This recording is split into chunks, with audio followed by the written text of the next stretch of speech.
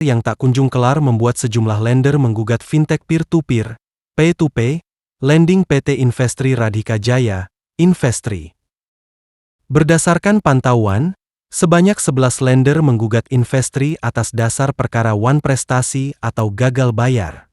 Adapun gugatan itu terdaftar pada 26 Februari 2024 di Pengadilan Negeri Jakarta Selatan dengan nomor perkara 210 PDTG 2024 PN Jakarta Sel. Namun, belum ada detail informasi yang ditampilkan lebih lanjut dalam perkara tersebut. Diketahui nilai kerugian para lender sebesar 1,98 miliar rupiah. Kuasa hukum lender Investri Grace Sihotang membeberkan kepada kontan duduk permasalahan yang dialami para lender. Grace bilang telah terjadi wan prestasi perjanjian yang dilakukan oleh tergugat, yakni Investri, terhadap penggugat karena telah terjadi gagal bayar, atau wan prestasi melebihi 10 hari terhitung sejak jatuh tempo pengembalian pinjaman. Dia menjelaskan ketentuan tentang hal itu tercantum dalam klausul perjanjian poin 2 tentang ruang lingkup dan jangka waktu perjanjian. Adapun penjelasannya, yaitu salah satu pihak melakukan wan prestasi dalam perjanjian ini dan atau perjanjian pinjaman di mana para pihak yang melakukan wan prestasi tidak dapat menghilangkan kejadian wan prestasi tersebut dalam waktu 10 hari setelah diketahuinya wan prestasi tersebut. Berdasarkan ketentuan dalam perjanjian tersebut, dapat diartikan bahwa telah terjadi wan prestasi jika pihak tergugat terlambat melakukan pembayaran lebih dari 10 hari sejak tenggat waktu pembayaran, katanya kepada kontan, Senin 26 Februari. Menurut Grace, berdasarkan rumusan pasal 1238 KUHP dapat diketahui bahwa ada dua kondisi kapan seseorang dianggap wan prestasi, lalai, ingkar janji. Pertama, dalam hal ditetapkan suatu waktu di dalam perjanjian, tetapi dengan lewatnya waktu tersebut, jatuh tempo, debitur belum juga melaksanakan kewajibannya, yaitu telat atau lewat 10 hari sesuai perjanjian. Kedua, dalam hal kreditur sudah memberitahukan kepada debitur untuk melaksanakan kewajiban atau prestasinya, tetapi kreditur tetap juga tidak melaksanakan kewajibannya kepada kreditur. Dalam hal tersebut, penggugat telah berkali-kali menanyakan keterlambatan pembayaran itu baik melalui surat, email, media sosial, hingga datang langsung ke kantor. Namun, pihak tergugat hanya mengatakan untuk menunggu dan sabar. Dengan demikian, hal itu tentu saja menimbulkan kerugian penggugat baik itu kerugian material berupa uang maupun imaterial, termasuk perasaan cemas akan dana yang diinvestasikan tidak kembali. Dapat dikatakan bahwa Investri telah memenuhi dua kriteria kondisi wan prestasi sesuai ketentuan pasal 1238 KUHP, ungkap Grace.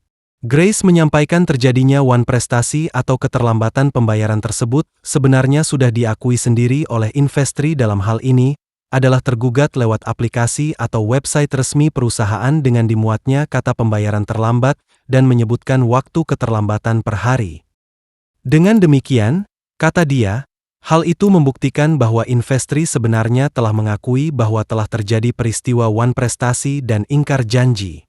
Selain itu, Grace menambahkan adanya gagal bayar atau dalam istilah hukum disebut dengan wan prestasi, bahkan telah diakui sendiri oleh ex-co-founder dan CEO Investri, yaitu Adrian Gunadi, di berbagai media. Ditambah, Otoritas Jasa Keuangan, OJK, juga telah memastikan masalah wan prestasi tersebut dengan melakukan pengawasan ketat terhadap Investri. Atas dasar masalah gagal bayar itu, Grace menerangkan lender menderita total kerugian material per 28 Desember 2023 sebesar 1,98 miliar rupiah.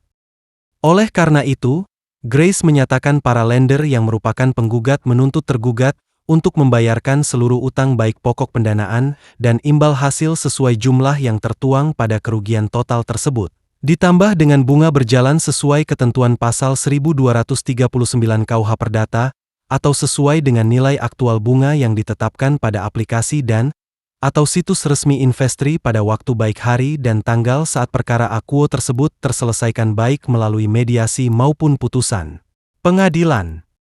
Selain itu, menghukum tergugat untuk membayar ganti rugi imaterial sebesar 10 juta rupiah kepada masing-masing penggugat akibat perbuatan tergugat yang telah menimbulkan kekecewaan, kekhawatiran, tenaga, waktu, serta timbulnya biaya pada saat pengurusan dan proses menunggu penyelesaian kasus tersebut. Adapun gugatan kali ini menjadi yang terbaru. Sebelumnya, sudah ada 3 gugatan terhadap Investri. Pertama, dengan nomor perkara 1177 PDT-G 2023, PN Jakarta Sel yang didaftarkan pada 5 Desember 2023. Selanjutnya, perkara nomor 43 PDT-G 2024 PN Jakarta Sel yang didaftarkan pada 11 Januari 2024. Setelah itu, didaftarkan 31 Januari 2024 di Pengadilan Negeri Jakarta Selatan dengan nomor perkara 123 PDT-G 2024 PN Jakarta Sel, dengan nilai gugatan perkara tersebut sebesar 2,25 miliar rupiah. Saat ini, total ada 4 gugatan terhadap Investri dan para lender menunjuk Grace Sihotang sebagai kuasa hukum. Sebelumnya, OJK sempat menyampaikan bahwa saat ini sedang melakukan pemeriksaan terhadap Investri. Kepala Eksekutif Pengawas Lembaga Pembiayaan, Perusahaan Modal Ventura, Lembaga Keuangan Mikro dan Lembaga Jasa Keuangan lainnya, PVML, OJK Agusman menyebut pemeriksaan itu dilakukan secara menyeluruh terhadap operasi dan keuangan Investri. Hal itu untuk memastikan kepatuhan mereka terhadap peraturan dan standar yang ditetapkan. Ucapnya dalam lembar jawaban tertulis, Kamis 22 Februari.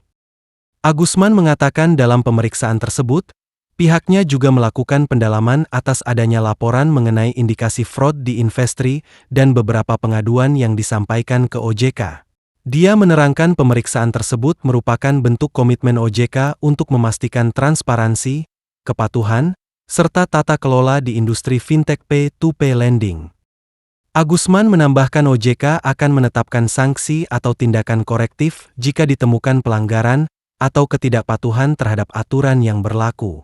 Sebagai informasi, berdasarkan situs resmi Investri pada 27 Februari 2024, TKB 90 tercatat sebesar 83,56%.